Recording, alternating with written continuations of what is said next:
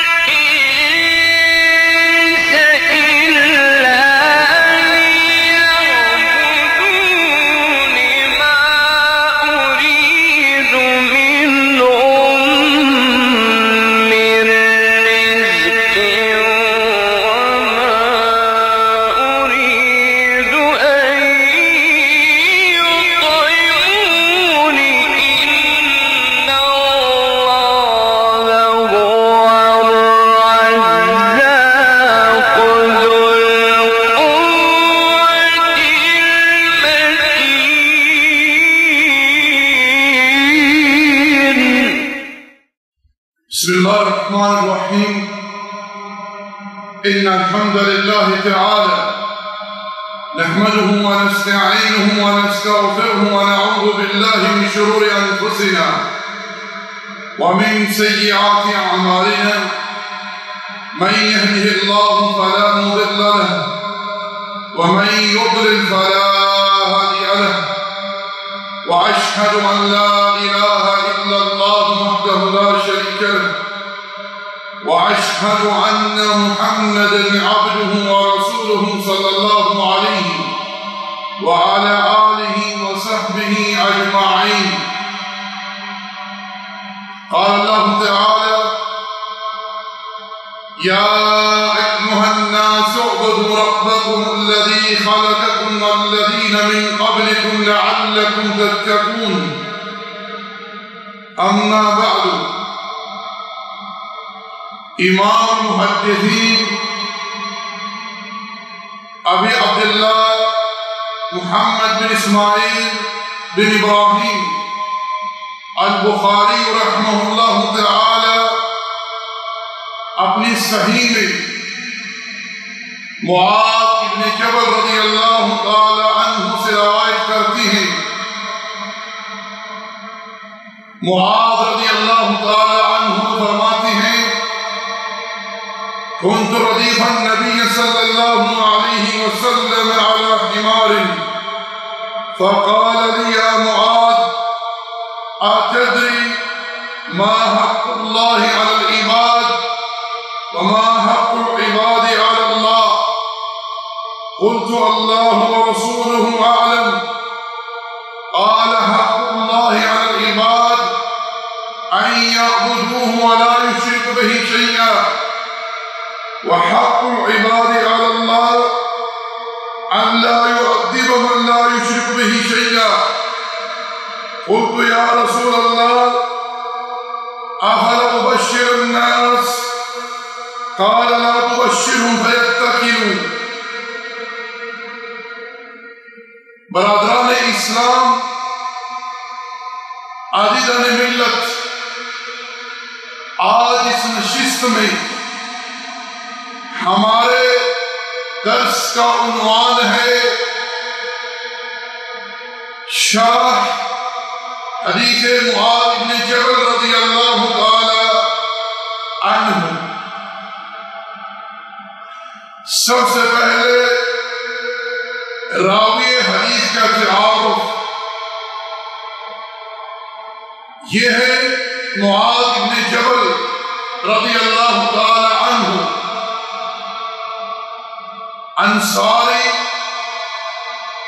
और बनी खज़रज से इनका ताल्लुक था। الرحمن ان کی کنیت تھی، اور یہ 18 ہجری کو 38 سال کی عمر میں وفات پاتی ہیں ملک شام میں طاعون کے مرض سے۔ اللہ تعالیٰ نے شہادت کی موت عطا فرمائی۔ معاذ رضی اللہ تعالیٰ عنہ کا شمار علماء صحابہ میں ہوتا ہے۔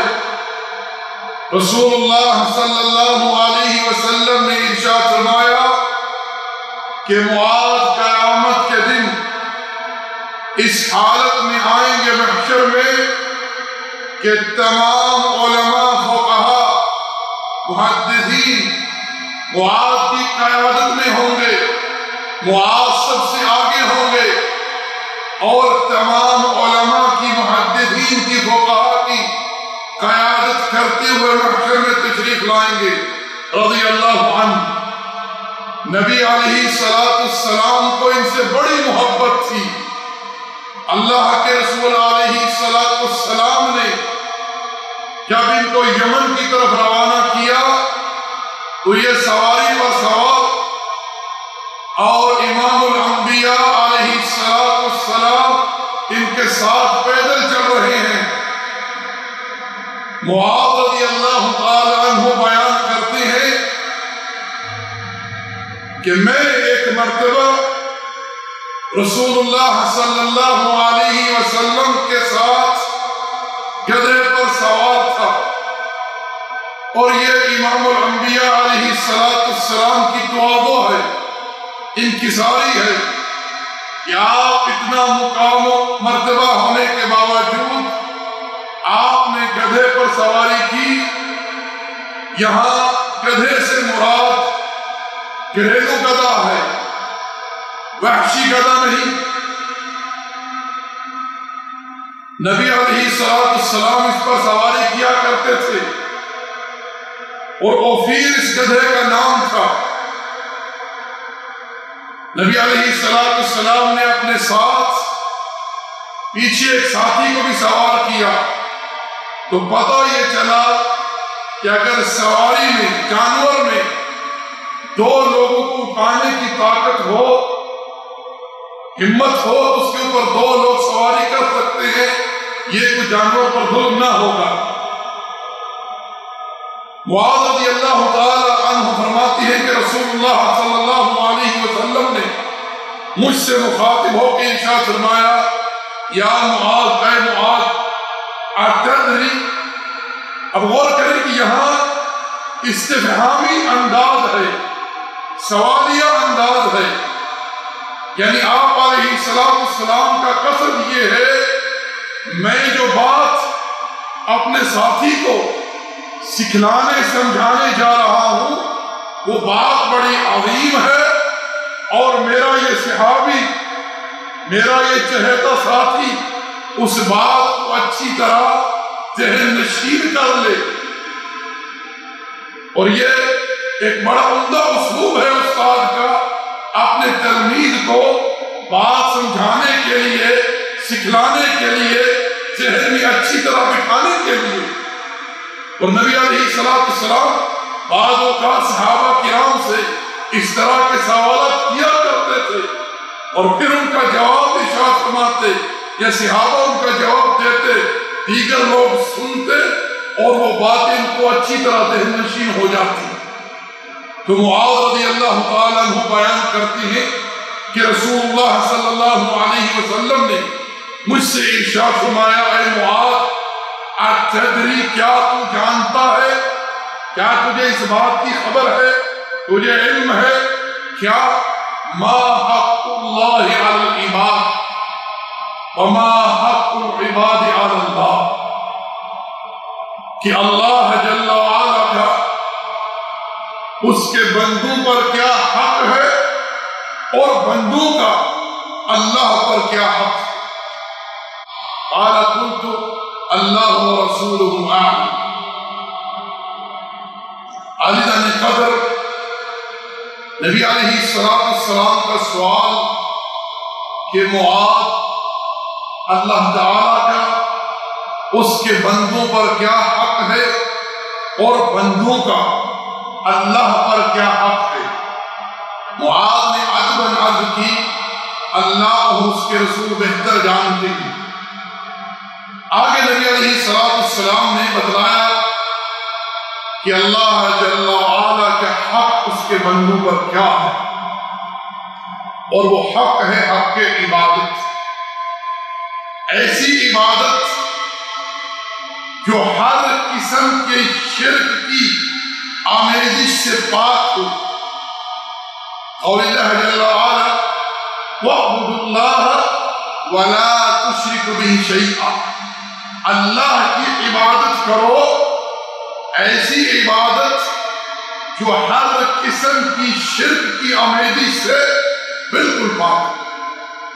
یاد رکھیں اسی حق کے لیے اللہ نے اس خلق کو پیدا فرمایا۔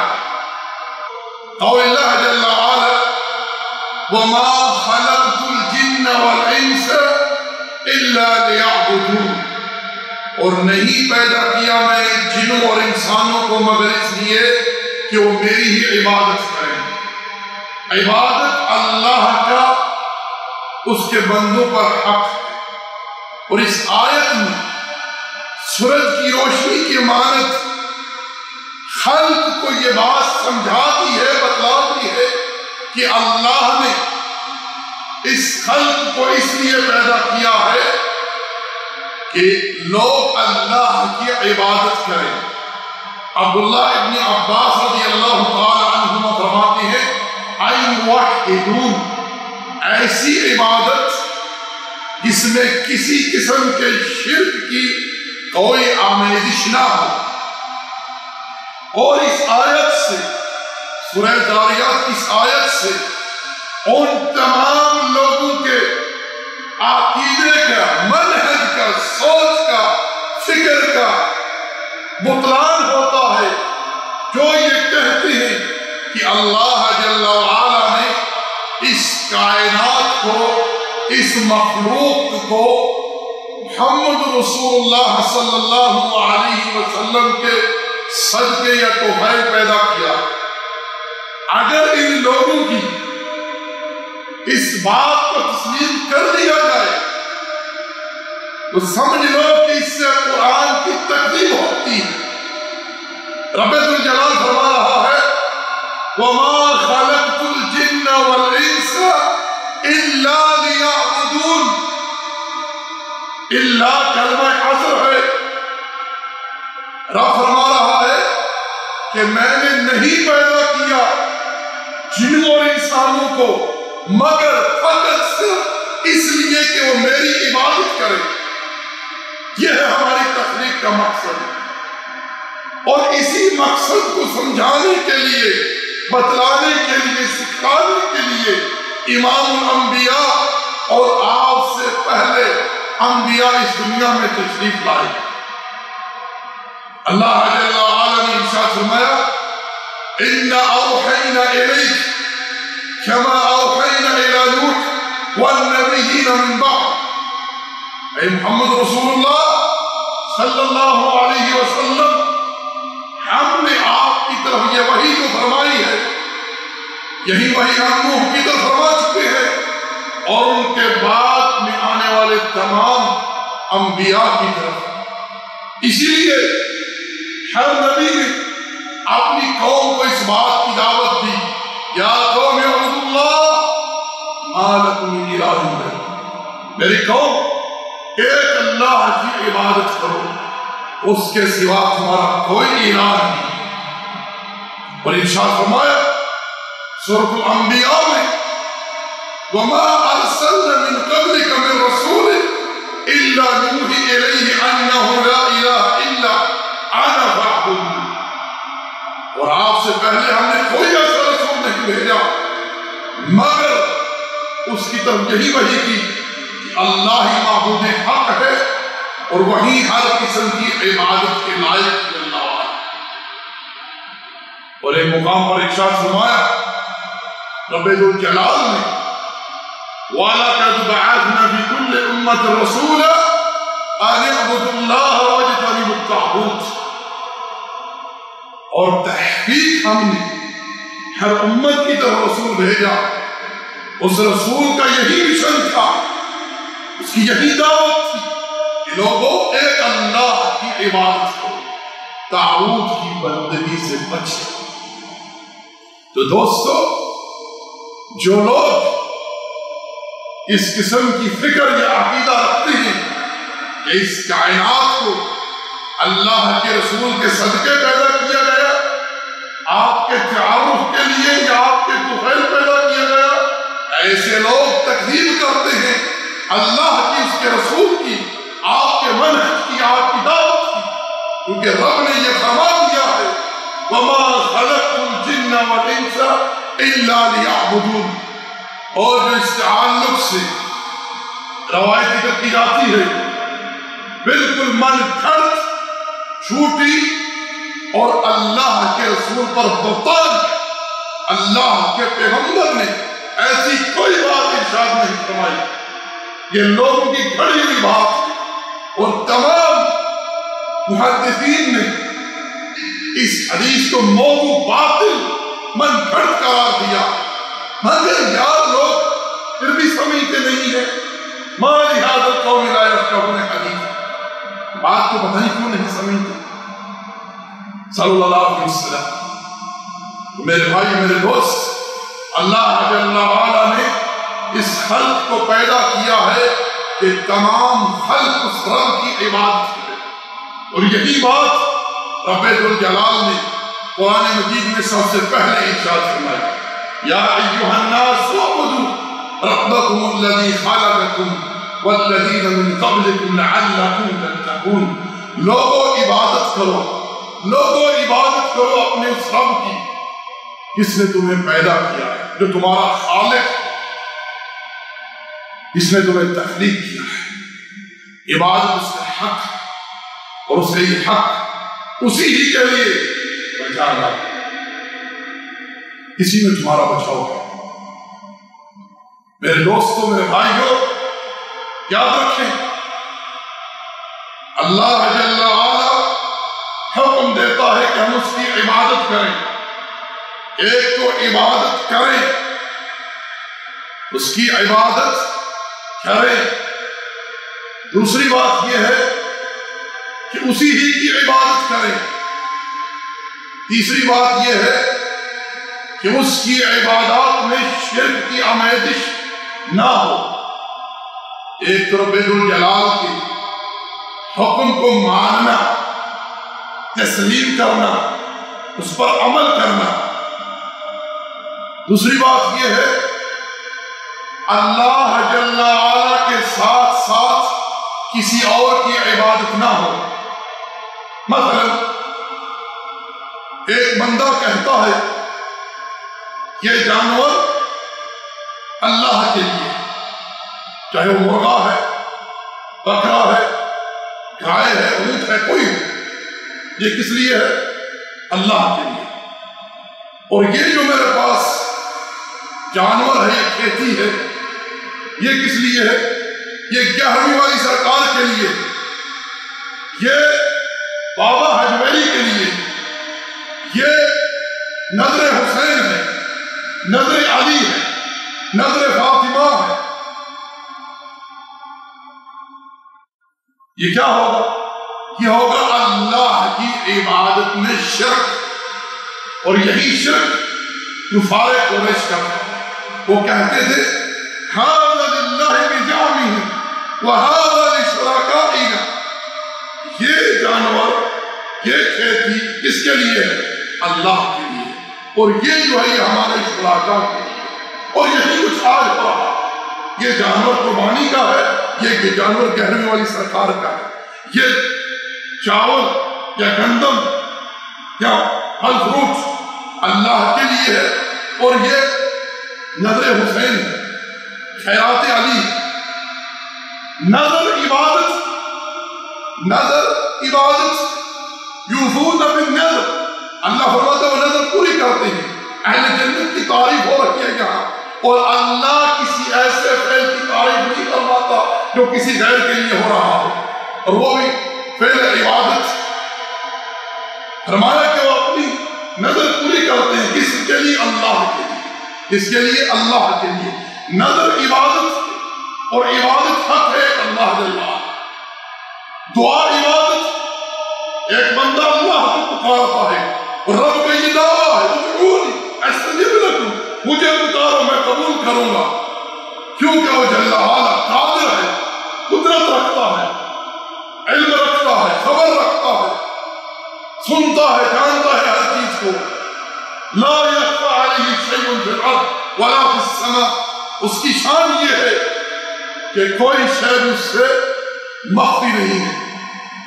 وعنده مفاتيح الغيب لا يعلمها الا هو ويعلم ما في البر والبحر ما تسقط من ورقة الا يعلمها ولا حبة في ظلمات الارض ولا رطب ولا يابس الا في كتاب مبين۔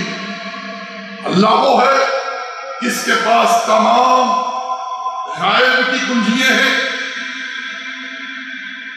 اور وہ جانتا ہے جو کچھ خشکی میں جو کچھ تری میں ہے۔ فرمایا کوئی پتا نہیں گرتا مگر اسے بھی وہ جانتا ہے، زمین تر ہو یا خشک ہو، اس کے اندھیرے میں جو کچھ ہے ہر چیز رب کے علم میں ہے، کوئی شے اس سے مخفی نہیں اللہ علیہ سے۔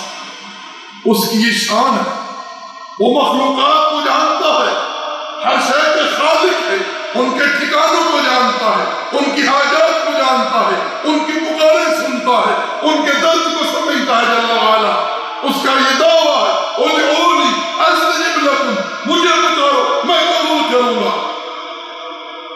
مگر جو غیروں کو پکارتے ہیں ان کے بارے میں رب فرماتا ہے ومن اضل ممن يدعو من دون الله من لا يستجيب له الى يوم القيامة وهم عن دعائهم غافلون۔ اس سے بڑھ کر گمراہ کون ہوگا جو حی لا یموت کو چھوڑ کر، السمیع البصیر کو چھوڑ کر ایسوں کو پکارے جو اس کی پکار کو قیامت تک نہیں سن سکتے، قبول نہیں کر سکتے۔ جی قیامت تک پکارتے رہو، ناک رگڑتے رہو، ماتھے ٹیکتے رہو، یہ نہیں سنتے اور نہ ہی سن سکیں گے۔ کیوں؟ ان کو پتہ ہی نہیں ہے وما یشعرون ایان یبعثون، اشارہ ہے قبور کی طرف، کو پتہ ہی نہیں ہے کہ ان کو کب ان کی قبروں سے کھڑا کیا جائے گا۔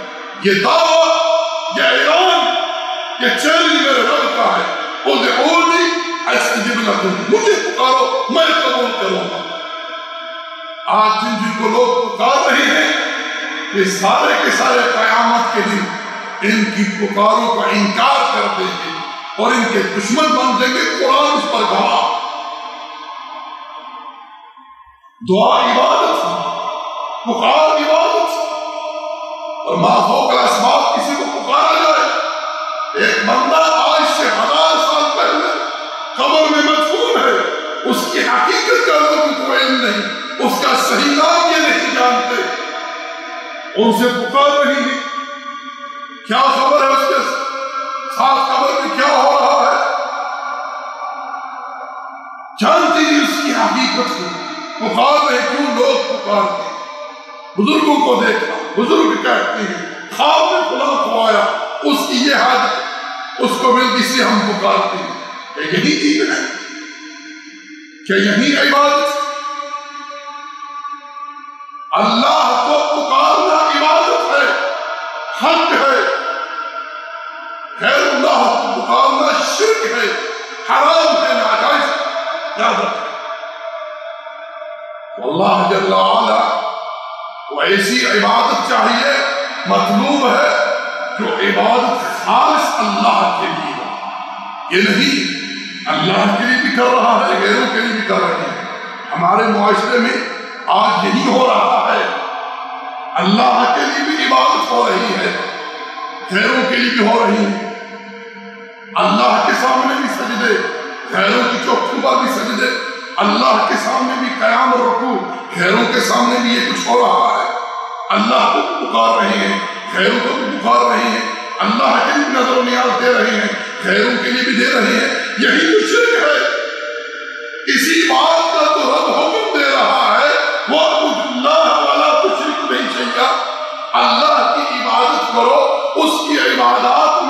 شرک نہ کرو.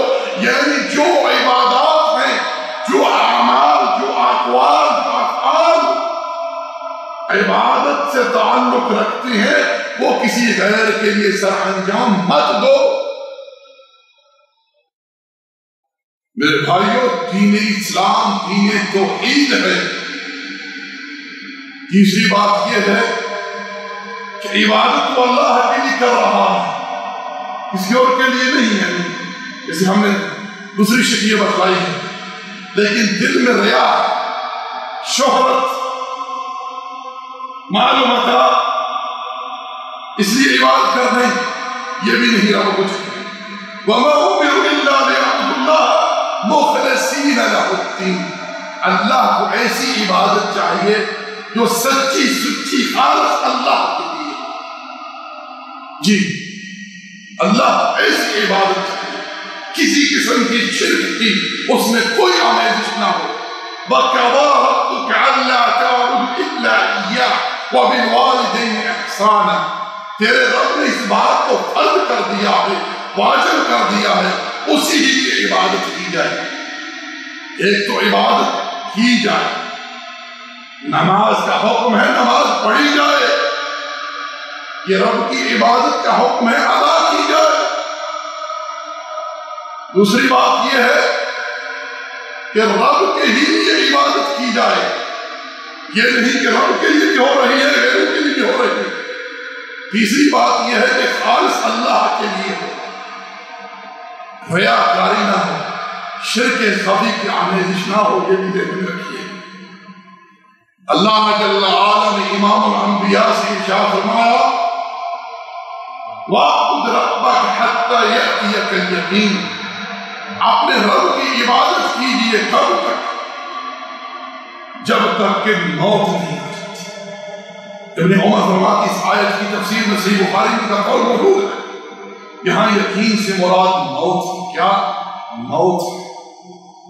تو میرے بھائی میرے دوستو، جو لوگ نماز نہیں ادا کرتے، نماز کو چھوڑتے ہیں، یہ لوگ بھی اللہ کے حق کو ادا نہیں کر رہے. نمازوں کی حفاظت کیجیے. توحید کے بعد جو رب اور بندے کے درمیان سب سے عظیم تعلق ہے وہ نماز ہی کے لیے. نماز وہ عبادت ہے جس میں بندہ اپنے رب سے بغیر واسطے کے، بغیر وسیلے کے، بغیر سفارشی کے مباشرت کلام کرتا ہے، ڈائریکٹ کلام کرتا ہے. کیسے؟ بندہ رب کو کہتا ہے ایاک، یہ یہاں ایاک، یہ مباشر کلام ہے. عربی میں جانتے ہوں کہ انک، تم، وینک، تو کہاں ہے، کہ مباشر کلام. ایاک نعبد ایاک نستعین. اللہ تیری ہی بندگی کرتا ہوں اور تجھ ہی سے مدد چاہتا ہوں. یہ وہ صیغہ ہے کلام کا جو بندہ رب سے مباشر کلام کر رہا ہے بغیر واسطے. کیا خود کسی نے کہا جب چاہتا ہے دل رب کی بات سنوں تو قرآن تلاوت کر لیتا ہوں، جب چاہتا ہے دل رب کو اپنی بات سناؤں تو میں مانتا ہوں. نماز رب اور بندے کے درمیان تعلق ہے، اس کی حفاظت کیجیے. رسول اللہ صلی اللہ علیہ وسلم نماز کی ادائیگی کے لیے لوگوں کا سہارا لے کر، کندھوں پر ہاتھ رکھ کر جب شدت بیماری سے چل نہ سکے، نماز کے لیے تشریف لائے علیہ الصلوۃ والسلام. میرے بھائی میرے دوستو، اللہ جل وعلا ہم پر حق ہے کہ ہم رب کی عبادت کریں، ایسی عبادت جو ہر قسم کے شرک سے پاک ہو. اسی بات کا اللہ جل وعلا نے اپنے بندوں سے عہد لیا ہے. أَلَمْ أَعْهَدْ إِلَيْكُمْ يَا بَنِي آدَمَ أَلَّا تَعْبُدُوا الشَّيْطَانَ إِنَّهُ لَكُمْ عَدُوٌّ مُّبِينٌ.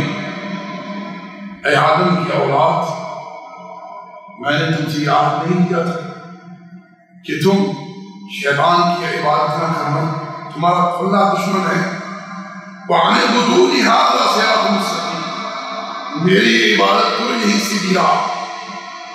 کبھی کسی نے کہا ہے کہ میں نے شیطان کو سجدہ کیا ہے، میں نے شیطان کے لیے قیام کیا ہے یا رکوع کیا ہے، شیطان کے لیے نظر دی ہے؟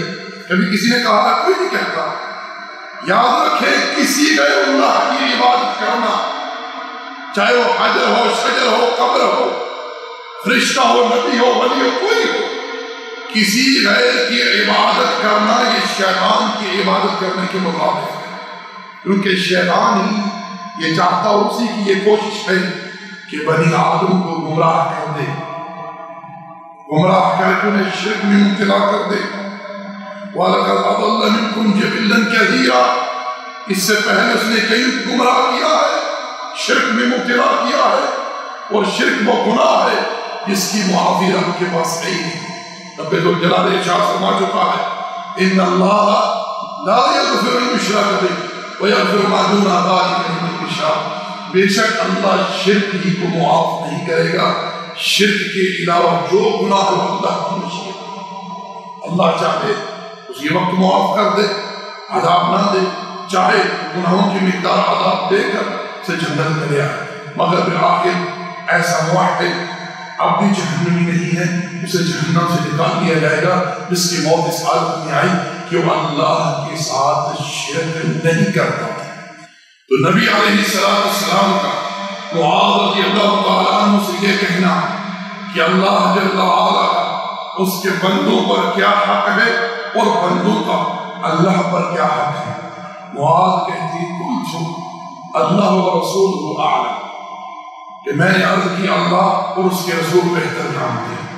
یاد رکھیں صحابہ کرام کا نبی علیہ السلام کی حیات طیبہ میں یہ کہنا اللہ و رسول عالم، اس سے مراد وہ امور ہیں جن کا تعلق دین سے ہے، شرعی امور، کونی و قدری نہیں، کونی و قدری نہیں، کیونکہ اس کائنات کی جو کونی و قدری امور ہیں وہ اللہ کے سوا کوئی نہیں جانتا۔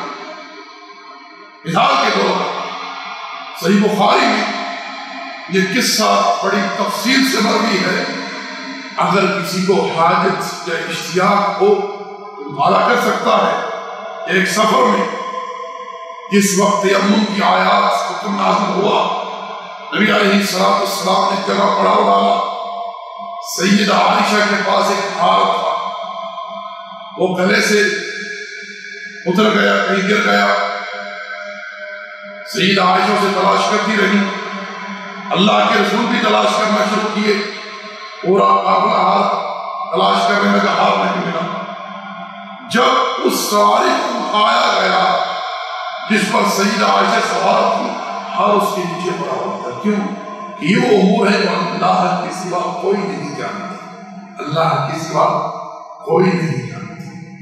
رسول اللہ صلی اللہ علیہ وسلم سے کفار قریش نے کہا ہمیں اصحاب کہف کے بارے میں بتلائیے، اللہ کے رسول نے کہہ دیا میں کل بتلاؤں گا۔ رب نے جبریل کو روک دی، وہی رک گئی، کتنے دنوں تک توقف کیا، کتنے دنوں تک وہی رکی رہی، جب وہی اتری تو فرمایا وَلَا تَقُولَنَّ لِشَيْءٍ فَاعِلُ ذَلِكَ غَدًا إِلَّا أَن يَشَاءَ اللَّهُ، کہ کوئی بات ایسے مت کہیں کہ میں کل کروں گا مگر یہ کہو کہ اللہ نے چاہا إِلَّا أَن يَشَاءَ اللَّهُ۔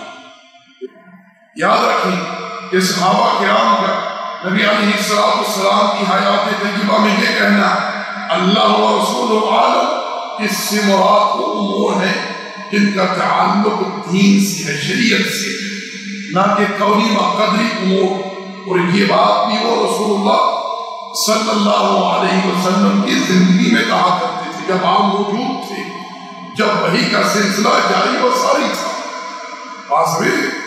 وفات کے بعد کبھی کسی نے یہ نہیں کہا کہ اللہ اور اس کے رسول بہتر جانتے ہیں، کیونکہ صحیح مسلم حدیث مروی ہے، نبی علیہ السلام کا ارشاد ہے کہ محشر کے میدان میں حوض کوثر پر ہوں گا، میری امت کے لوگ آئیں گے، کوثر جو ایک دفعہ پی لے گا اسے جنت میں جانے تک دوبارہ پیاس کی حاجت نہ ہوگی، پینے کی حاجت نہ ہوگی۔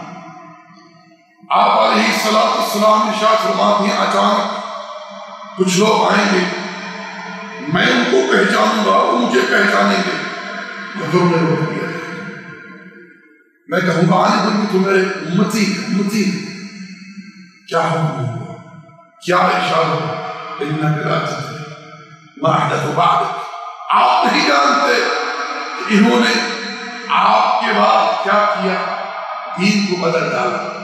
نبی علیہ السلام فرماتے ہیں میں کہوں گا سوکن لمن غیر بعدی، ایسے لوگوں کو مجھ سے دور کرو جنہوں نے میرے بعد میرے دین کو بدل ڈالا، میری شریعت کو بدل ڈالا، یعنی دین میں بدعات ایجاد کرنا، سنت کی جگہ بدعات کو لے آئے، اللہ کے رسول چہرہ پھیر لیں گے، حوض کوثر سے گزار بھی دکھائیں گے۔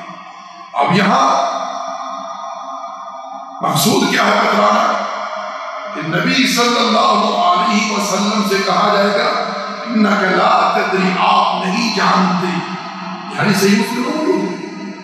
اس حدیث سے ایسے تمام لوگوں کے عقائد کا بطلان ہوتا ہے جو یہ کہتے ہیں کہ نبی علیہ السلام اپنی قبر میں حیات ہیں، امت کے احوال جانتے ہیں، دعائیں حاجات سنتے ہیں، مرادیں پوری کرتے ہیں، مدد کو پہنچتی ہیں، امت کا سب کچھ دیکھ رہے ہیں اور قبر سے نکلتے ہیں، میلاد کی محفلوں میں شامل ہوتے ہیں، شرکت فرماتے ہیں۔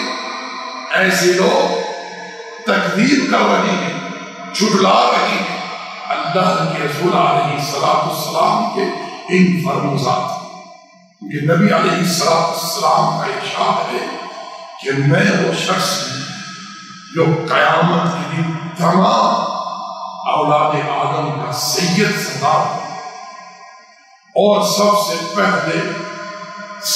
پہلے میری قبر کھڑے، میں قبر سے نکلوں گا،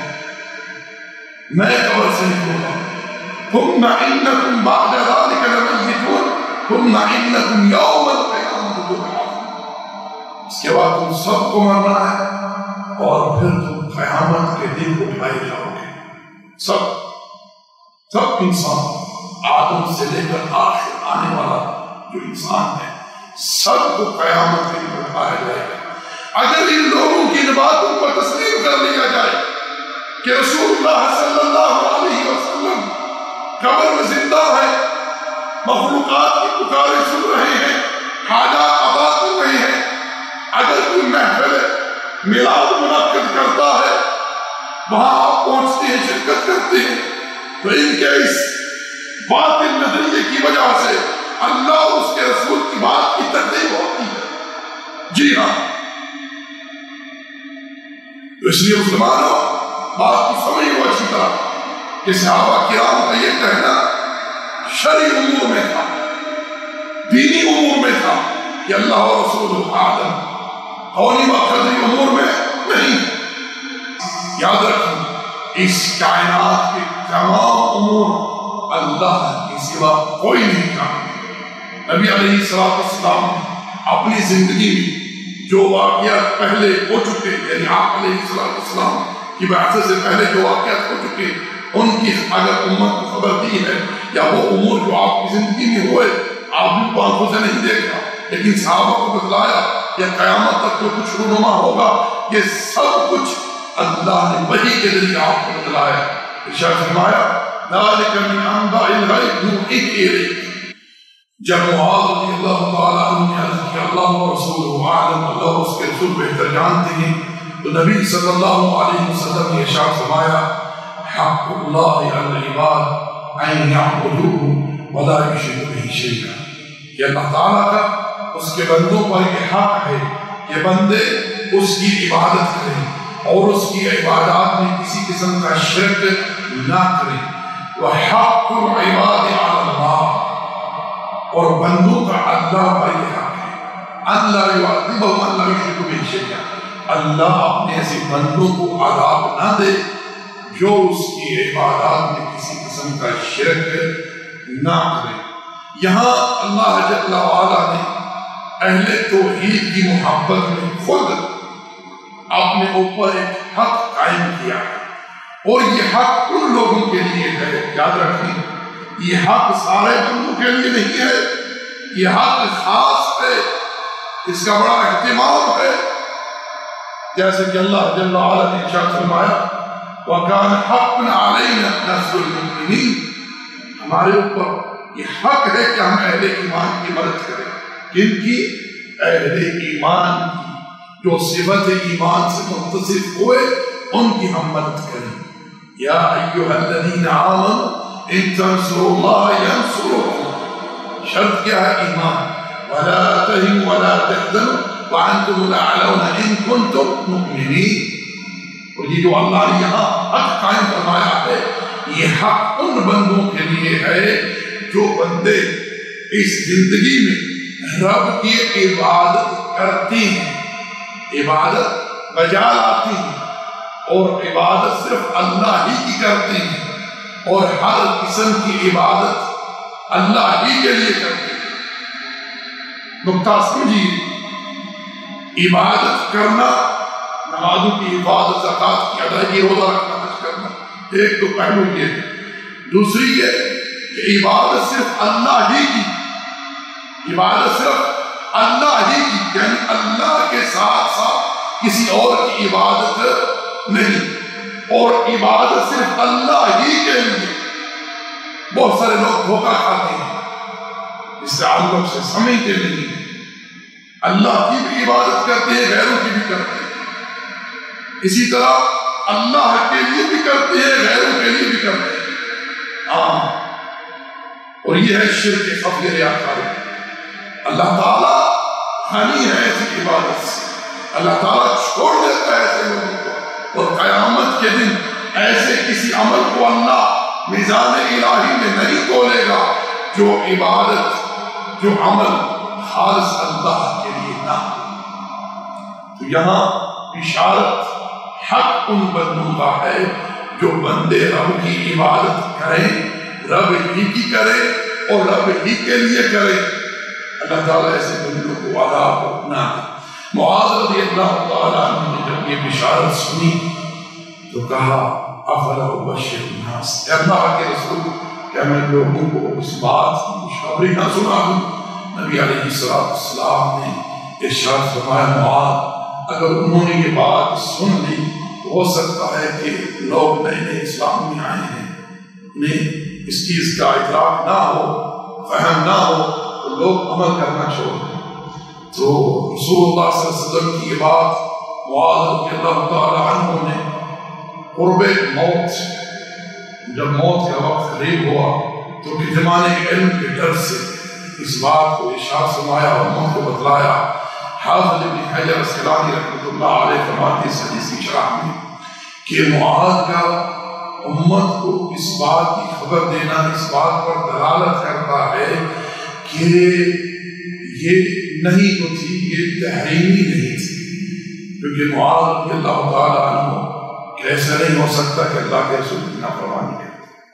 پاس میں دوسری بات یہ ہے کہ یہ نہیں وجہ عموم، یعنی سب کو نہ بتلا دینا ہر کسی کو، بلکہ یہ بتلانا خاص کو۔ معاذ رضی اللہ تعالیٰ عنہ نے اس وقت جو لوگ ان کے پاس موجود تھے ان کو اس بات کی خبر دی کہ میں نے مشکات نبوت سے یہ بات سنی کہ آپ علیہ السلام نے فرمایا کہ جو لوگ اللہ کی عبادت کریں اللہ جل وعلا ایسے لوگوں کو عذاب نہ دے۔ میرے بھائیوں، میرے دوستوں، اللہ تعالیٰ نے ہمیں پیدا کیا ہے اپنی عبادت کے لیے، اور ہمارے پاس وقت بہت مختصر ہے۔ ہم اس دنیا میں مسافر ہیں، ہمارا اس دنیا میں رہنا ابدی نہیں، بل تؤثرون الحیات الدنیا والآخرۃ خیر وابقیٰ، تم دنیا کی زندگی کو ترجیح دیتے ہو مگر آخرت جو ہے یہ باقی رہنے والی ہے اور بہتر ہے دنیا کی نسبت۔ تیاری کیجیے رب کی عبادت کریں، جو لوگ نمازوں سے دور ہے وہ نمازوں کی حفاظت کریں، اور جو لوگ اللہ کی عبادات میں شرک کر رہے ہیں، یعنی اللہ کی بھی کر رہے ہیں، غیروں کی بھی کر رہے ہیں، یہ اس چیز سے توبہ کر لیں، موت آنے سے پہلے توبہ کر لیں، ورنہ موت کے بعد اگر اس حالت میں کوئی مر گیا کہ وہ اللہ کی عبادات میں کسی قسم کا شرک کرتا تھا، إِنَّهُ مَن يُشْرِكْ بِاللَّهِ فَقَدْ حَرَّمَ اللَّهُ عَلَيْهِ الْجَنَّةَ وَمَأْوَاهُ النَّارُ وَمَا لِلظَّالِمِينَ مِنْ أَنصَارٍ کہ جس نے بھی اللہ کے ساتھ شرک کیا، اللہ نے ایسے مشرک کے لیے جنت کو حرام کر دیا ہے، اور ایسے لوگوں کا ٹھکانہ جہنم کی آگ، اور وہاں ان کا کوئی مددگار نہ ہوگا۔ اسی پر اتفاق کرتے ہیں، رب الجلال سے دعا ہے کہ رب الجلال اپنا لطف و کرم فرمائے، اللہ اپنا فضل و احسان فرمائے، ہمیں توحید کا فہم، توحید کی تحقیق عطا فرمائے، اللہ جل وعلا ہمیں توحید کا داعی بنائے، اللہ جل وعلا جب تک ہم زندہ ہیں توحید پر زندہ رکھے، اور جب موت آئے تو اللہ کی توحید پر آئے، اور جب قیامت کے دن اٹھائے تو توحید پر اللہ جل وعلا اٹھائے۔ وما علینا الا البلاغ، وصلی اللہ علی نبی محمد وعلی آلہ وصحبہ اجمعین۔ جزاکم اللہ خیر۔ السلام علیکم ورحمۃ اللہ وبرکاتہ۔